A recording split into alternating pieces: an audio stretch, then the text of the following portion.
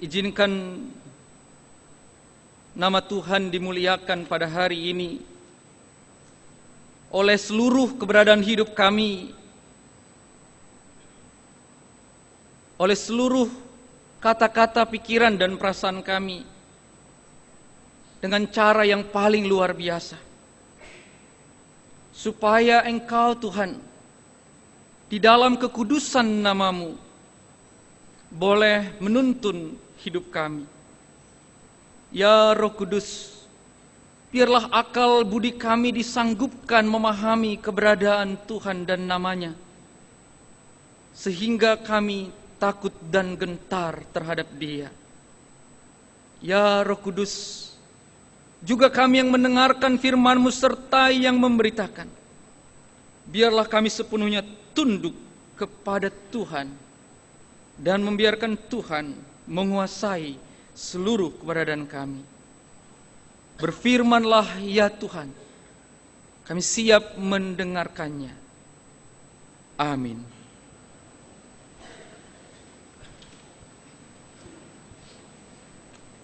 Keluaran 20 ayat 7.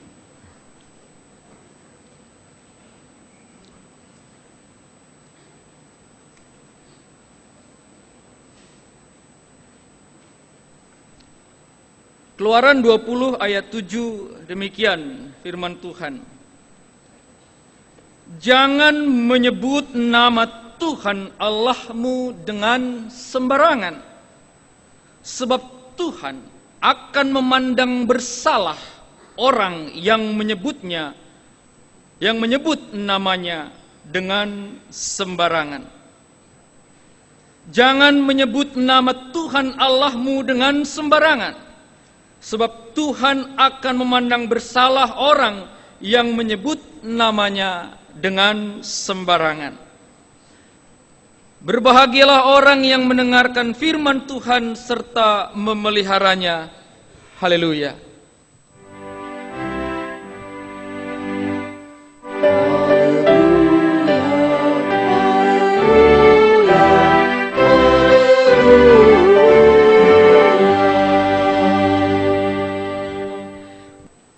Saudara yang terkasih dalam Tuhan Yesus Kristus, mungkin kita pernah mendengarkan cerita tentang kehebatan seseorang ketika kita berkunjung atau ingin bertanya, "Pak, rumah Bapak di mana?"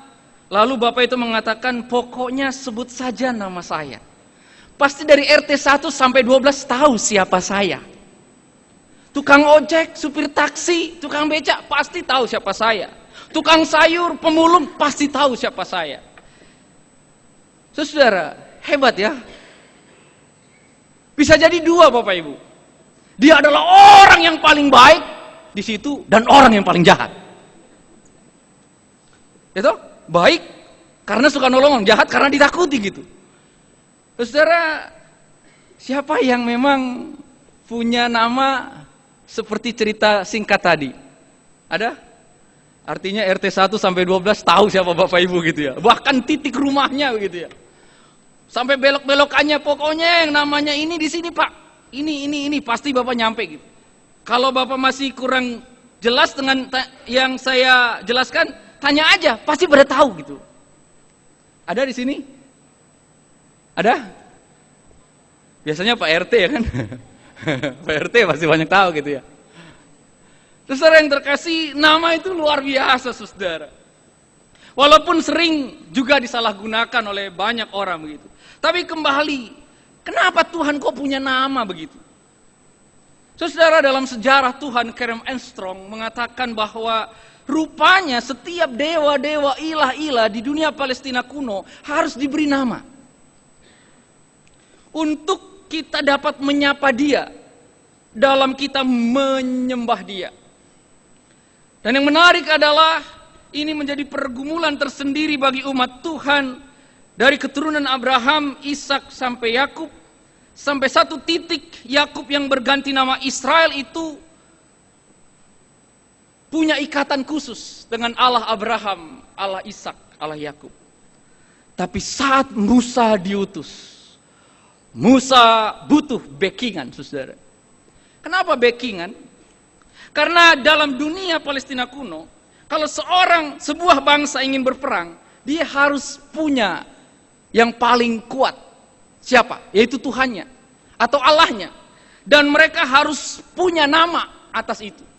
Oleh karena itu ketika Musa akan diutus ke Mesir, dia bertanya dengan cara-cara yang mungkin Tuhan kesal. Siapa namamu? Tuhan jawab, gue adalah gue. Lo mau apa ya? Bapak Ibu kalau kenalan sama seseorang lalu jawabannya gue adalah gue, apa yang Bapak Ibu lakukan? Sengak banget sih orang ini. Tapi itu jawaban Tuhan pada Musa. Aku adalah aku, Ehye Asher Ehye. I am that I am. I am what I do. I am who I am. I am what I am. Aku ada yang aku ada. Aku akan ada yang aku akan ada. Itu bahasa sederhananya, saudara. Akulah aku.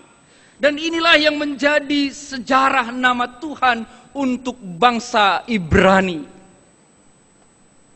Dan ini menjadi sebuah nama yang begitu amat kudus dan perlu diagungkan. Mengapa saudara? Karena sejarah nama Tuhan bagi bangsa Israel adalah Tuhan yang lebih dahsyat dari Allah-Allah lain ketika berada di perbudakan Mesir. Saudara, di Mesir, bukan hanya Israel yang jadi budak. Semua bangsa di bawah kekuasaan Mesir, itu punya Allahnya masing-masing, dan mereka berseru, berteriak supaya Allah mereka masing-masing menolong. Tetapi tidak ada satupun yang sanggup membebaskan kecuali Allah Israel, yaitu Tuhan. Saudara, di dalam Keluaran diceritakan yang keluar dari tanah Mesir bukan hanya orang Israel, tapi seluruh bangsa. Saudara bisa bayangkan dalam kondisi seluruh bangsa lalu melihat tindakan Musa dengan segala tulah-tulahnya yang dipimpin Tuhan. Apakah orang-orang lain tidak gentar terhadap orang Israel? Kembali sejarah Palestina dunia kuno, sebuah bangsa punya big boss, Allahnya masing-masing. Jadi kalau dia paling berkuasa, maka di situ akan terjadi satu sikap harus menyembah Tuhan yang mana. Contoh yang sederhana adalah ketika Daniel berada di Babelonia, Nebukadnezar mengatakan, "Hei seluruh bangsa jajahanku, sembah Tuhannya Daniel."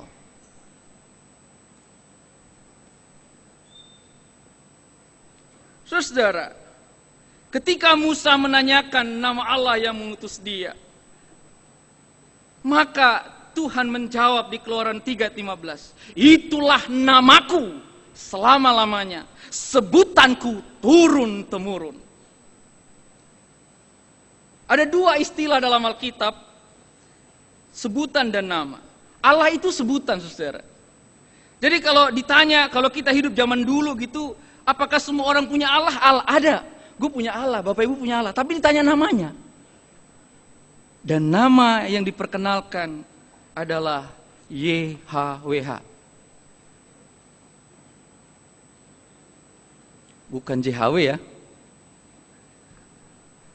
YHWH.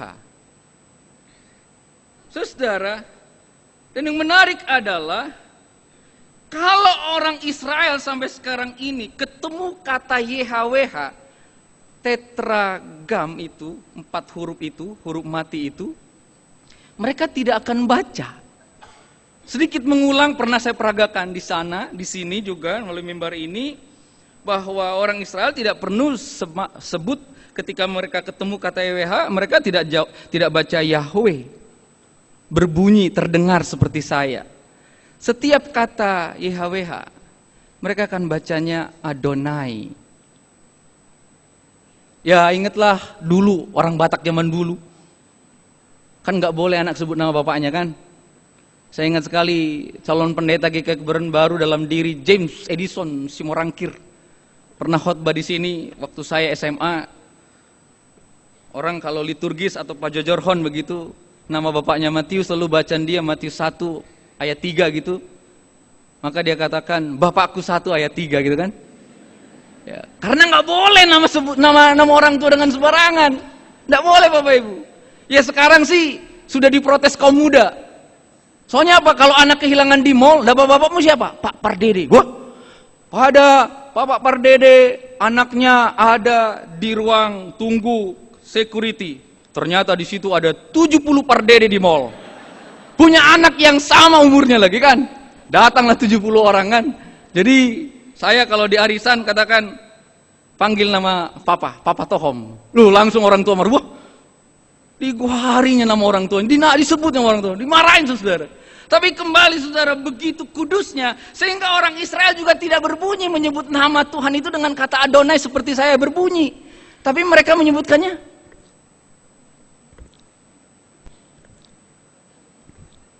nggak kedengeran. Saking kudusnya nama itu. Itulah salah satu pertama bahwa orang Israel tidak pernah menyebut nama Tuhan dengan sembarangan.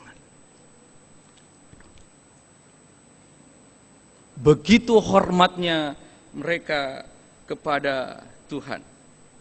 Saudara yang terkasih, itu berarti bahwa nama itu punya kekuatan, punya kehormatan, punya otoritas. Di dalam Keluaran 9:16 mengatakan, namaku itu adalah sebuah kuasa yang lain. Dan ini menarik saudara. Kita ingat bangsa Israel berada di Mesir bersama bangsa-bangsa lain bukan? Budak-budak lain bukan ikut. Lalu ketika Yunus juga diutus oleh Tuhan, dia harus pergi ke arah timur tapi dia pergi ke arah barat. Dia mangkir saudara. Saking mangkir dia naik sebuah kapal besar. Dan di situ terjadilah setelah naik di lautan, di tengah lautan terjadi gelombang. Dan orang bertanya, pasti ada yang salah di sini nih. Pasti ada yang sedang tidak taat pada Allahnya. Maka dibuanglah undi, Yunus. Hei, kau, siapa kau? Saya Yunus bin Amitai. Yang menarik saudara, Yunus nama, bin Amitai bukan cuma sekadar ayahnya, tapi juga berasal dari mana. Tapi setelah itu yang dia kenalkan siapa? Tuhannya. Tuhanku adalah pencipta langit dan bumi. Tuhan Zebaot, Yahweh Zebaot. Saudara, dengar nama itu, seluruh penumpang di kapalnya Yunus takut dan gentar. Takut dan gentar. Apa yang kau lakukan hai Yunus kepada Tuhanmu? Saudara, segala cara dilakukan, segala upaya dilakukan, ternyata gemuruh ombak yang dahsyat itu terus menerus menerjang kapal ini. Bahkan muatan yang merasa begitu berat dibuang ke laut, dibuang, tetapi tetap gelombang datang. Akhirnya Yunus dibuang juga ke dalam laut. Tetapi yang menarik adalah saudara, ketika mereka sudah berdoa pada Allahnya masing-masing dan gemuruh laut tidak berhenti, akhirnya mereka menyembah Yahweh Zebaot. Dan saat nama Tuhan diserukan, air tenang. Sekarang orang dengar nama Yesus nggak ada yang gentar. Nama menunjukkan kualitas dan karakter.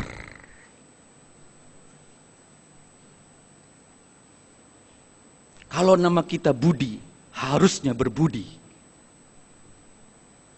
Kurang lebih seperti itu.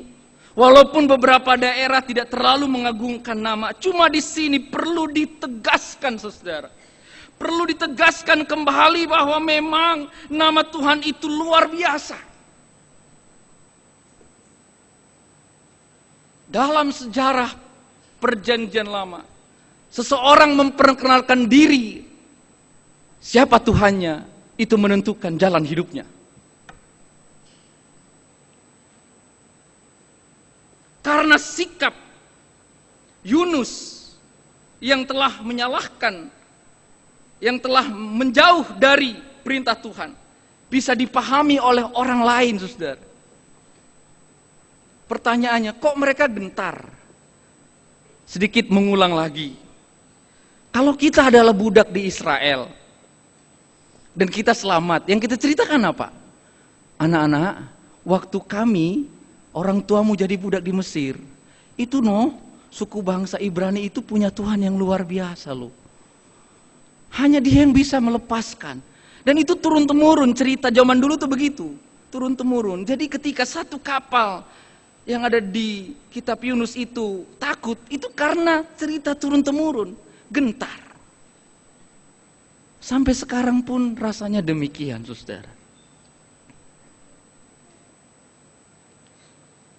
Saudara, juga sebelumnya kita telah mendengarkan, jangan ada padamu Allah lain di hadapanku, bukan?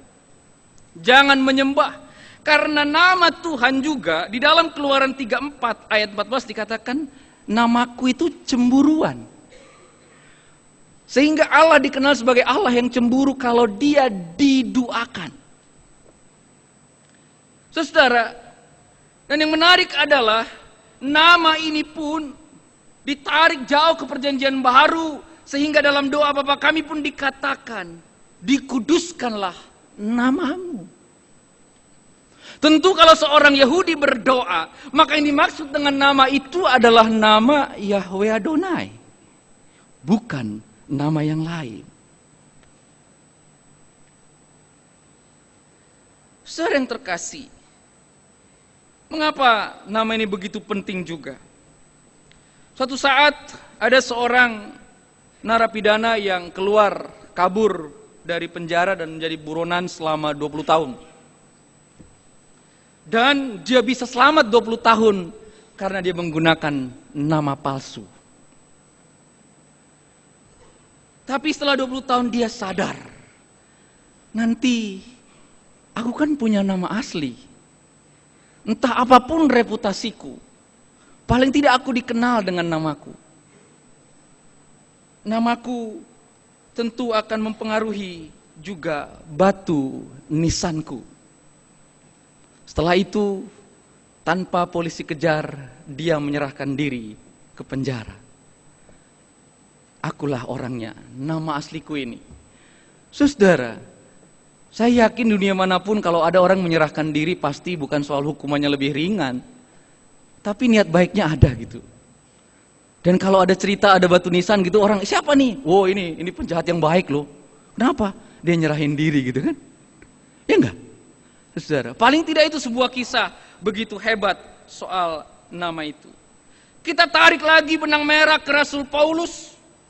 Ketika Paulus berada di Athena, ada tulisan kepada Allah yang tidak dikenal. Loh, saudara, kalau kita belajar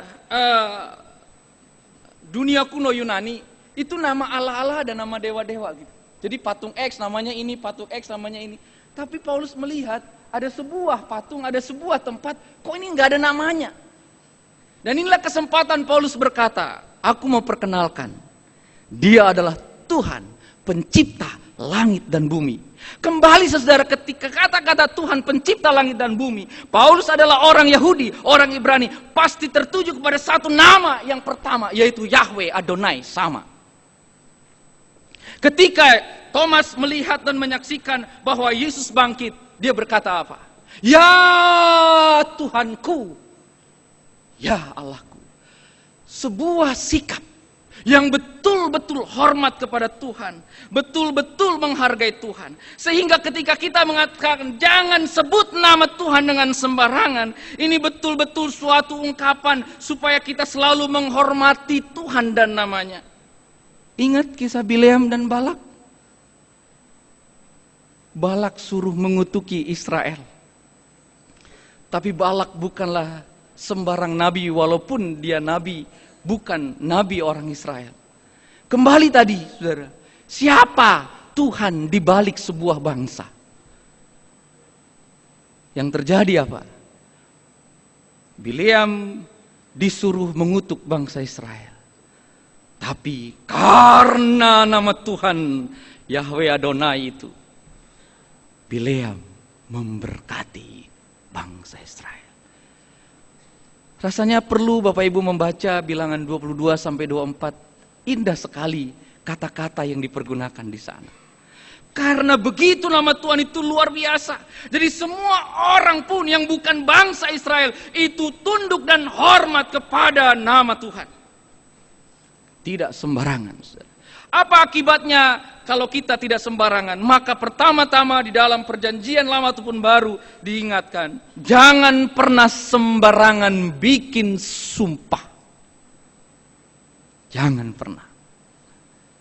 Jangan pernah sembarangan bikin janji demi nama Tuhan. Jangan.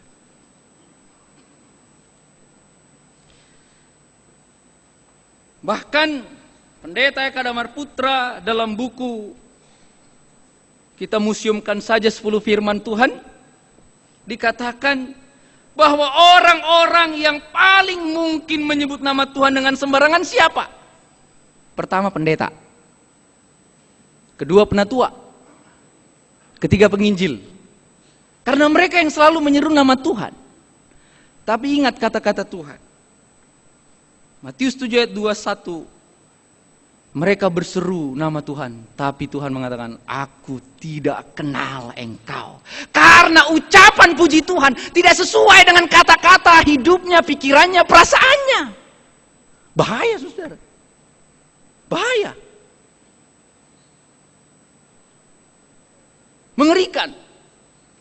Oleh karena itu Tuhan juga mengatakan, hendaklah ya kalau ya, tidak kalau tidak. Hati-hati dengan ucapan dan tindakan. Hati-hati dengan omongan. Hati-hati dengan janji. Salah satu janji yang berhubungan dengan nama Tuhan dalam tradisi gereja selalu ada dua. Pentahbisan pendeta dan peneguhan pendeta atau penatua. Juga untuk janji pernikahan. Diteguhkan dan diberkati, menikah. Untuk mengaku percaya, untuk baptisan. Tapi bisa bayangkan saudara, jika ini pun dilanggar, maka dia akan kena hukuman. Seperti kalau kita sebut sebagai bahasa hukuman, barang siapa yang menyebut namaku. Jadi kalau kita sudah berjanji di hadapan Tuhan, pegang janji itu. Walaupun dilukai, walaupun tersakiti, tetap puji Tuhan saudara. Sesakit apapun perlakuan orang pada kita. Sesulit apapun keputusan yang kita ambil.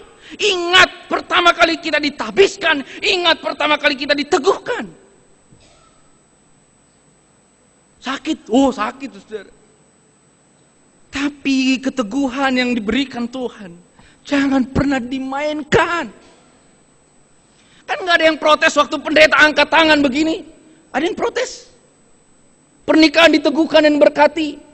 Pendeta ditahbiskan. Diberi tumpangan, penatua diteguhkan, nggak ada yang protes.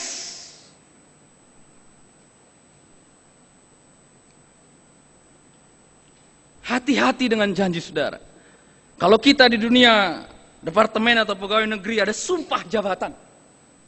Saya sesekali diminta oleh beberapa tempat untuk memegang kitab suci, tangan yang Kristiani di atas kitab suci, lalu saya di samping mereka. Dan yang penting paling kanan seseorang, entah ada 5 atau 7 di sini, pasti ikut yang sini. Dan itu mengucapkan janji.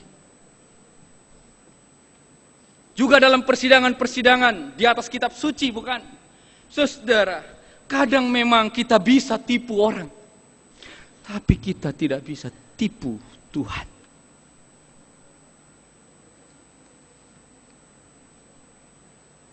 Matius 18 ayat 18 mengatakan, apa yang kau ucapkan di bumi terekam di sorga. Kemarin waktu di Gunung Sindur saya khotbah, gue gak suka kalau dapat mantu orang Batak, mantunya Batak semua. Gue gak suka mantu orang Tionghoa semua mantunya. Hati-hati ngomong saudara. Betul, semua ucapan kita yang di bumi ini bahkan dalam terekam di sorga. Saya sudah buktikan dalam konseling. Kenapa kok bapak dan ibu kok jadi begini? Kenapa?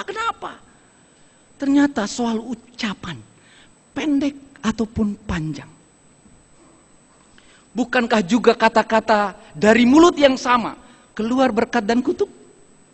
Saya pernah berkhotbah soal kenapa seseorang akhirnya nggak nikah. Lalu orang tuanya bilang, aduh Tuhan, kenapa anak gue nggak nikah Tuhan? Kenapa? Lupa dia. Waktu dulu marah, waktu anak-anaknya SMP dia bilang, kau nggak nikah nanti. Lupa dia. Lupa. Tolong Bapak Ibu ingat sekarang, masa lalu Bapak Ibu ingat. Ingat kata-kata itu. Kalau terdengar seenak, anaknya bisa bilang gini, "Mak, mama yang bilang dulu gitu. Jadi jangan marahi aku kalau aku belum nikah, Mak. Mama yang bilang gitu kan." Ingat waktu ribut, tahun 2000 berapa itu kan ribut kita. Ya memang aku salah, Mak, tapi kata-katamu, Mak, itu yang kau ucapkan. Makanya aku belum dapat jodoh. Masih enak toh? Yang gak enak apa? Yang ngomongnya dalam hati. Saya pernah kejadian, Tuhan jangan berikan saya anak perempuan. Tahun 1988 waktu saya bentrok, ribut dengan 3 adik perempuan saya, baru mau lulus SMP dan mau perpisahan sorenya. Saya nggak jadi ikut perpisahan, saya masukin seluruh cucian yang sudah disetrika ke dalam ember lagi, saya rendam lagi. Karena urusan setrika ribut saya, tapi doa saya ternyata ada. Jangan beri saya anak perempuan. Dan tahun 2008, kata-kata itu terdengar kembali telinga saya. Dan saya minta ampun di hadapan Tuhan. Tuhan, aku cabut kata-kataku itu, Tuhan. Aku cabut. Aku rindu seorang anak perempuan, Tuhan. Dan Tuhan jawab, Tuhan beri saya anak perempuan. Mungkin mengada-ada, tapi saudara bisa buktikan. Jadi ketika kita menyebut kata-kata pun, itu juga sembarangan. Karena apa? Karena Tuhan itu omniscience, maha tahu, omnipresence, maha ada dan omnipotence, maha kuasa. Bahkan pengkhotbah pun mengatakan, apa yang kau pikirkan yang jahat tentang orang lain di kamar tidurmu, disampaikan oleh angin kepada orang yang kau katain itu. Nanti baca pengkhotbah sampai habis. Di situ kalau saya berpikiran buruk tentang si Anto umumnya di kamar tidur saya, itu roh atau angin menyampaikannya pada Anto, omongannya si Tohom. Jadi hati-hati. Hati-hati Bapak Ibu. Karena apa? Tuhan kudus. Tuhan maha segalanya. Sehingga dikatakan kalau kita percaya pada Tuhan, maka kualitas kita harus melihat siapa yang kita sembah. Masa yang disembah adalah Tuhan yang luar biasa? Kita nggak pernah jadi luar biasa. Aduh, kasihan. Kasihan. Tuhan maha pengampun dan kita tidak jadi pengampun. Kasihan. Dan kalau bicara Tuhan, dalam bahasa Pak Eka juga serta Robert Schuller, jangan pernah main-main. Harus serius. Waduh, berat juga ya. Ya tapi itu faktanya, menghormati Tuhan. Robert Schuller mengatakan, hormatilah nama Tuhan, dan itu akan mendatangkan pada diri saudara kehormatan itu sendiri.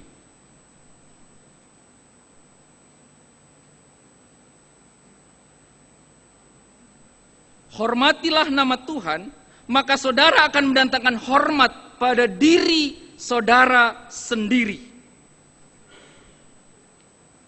Dan inilah yang kita pahami di dalam Amsal 1 ayat 7a. Takutlah akan Tuhan.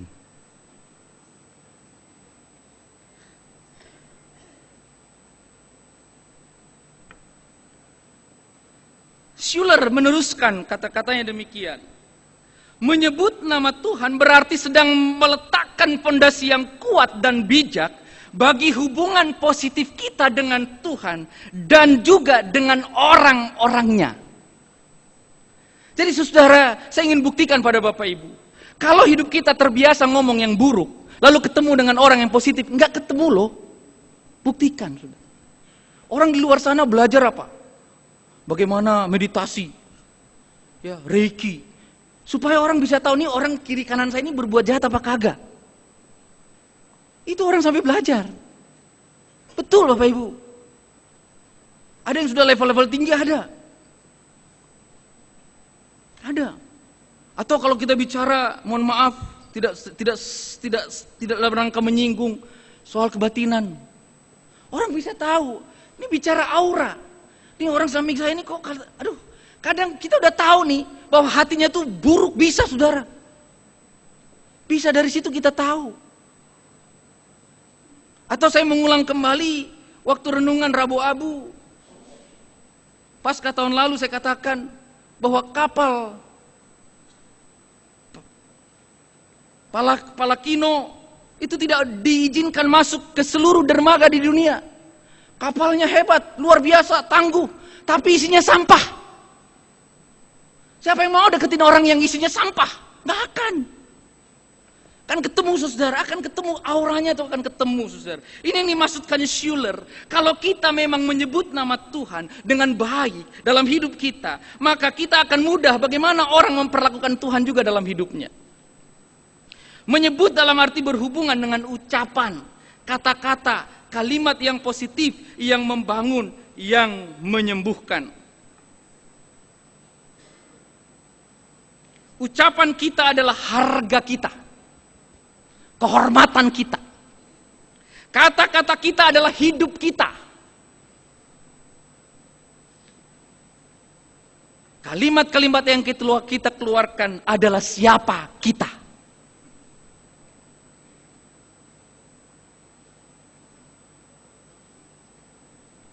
Kalau kita ngomong kasar, itulah kita. Kalau kita ngomong jorok, itulah kita. Bukan soal karena marah, bukan soal kita tidak pernah bisa menyalahkan situasi marah itu pada diri kita kok.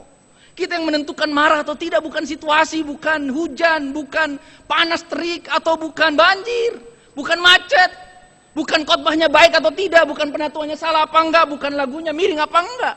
Kita yang menentukan. Saudara, menyebut nama Tuhan juga berarti juga menyangkut apa yang selalu kita ucapkan dalam hidup kita. Mulai hari ini, berpikirlah ulang dalam berbicara. Hati-hati dengan mulut kita. Seperti Matius 18 ayat 18 tadi, apa yang kau ucap di bumi, terekam di surga. Ngomong apapun, termasuk dalam hati, Tuhan tahu. Lalu apa ujungnya bagi kita, saudara? Mengapa perintah ini kok rasanya begitu amat berat, tetapi juga kok rasanya kok sepertinya gampang juga? Bukan soal gampang dan berat, saudara. Kepada siapa kita menyembah, seharusnya menunjukkan cara kita berbicara dan berkata-kata. Kepada siapa kita percaya, seharusnya menunjukkan cara kita hidup. Kepada siapa kita beriman, seharusnya menunjukkan cara kita melayani. Amin.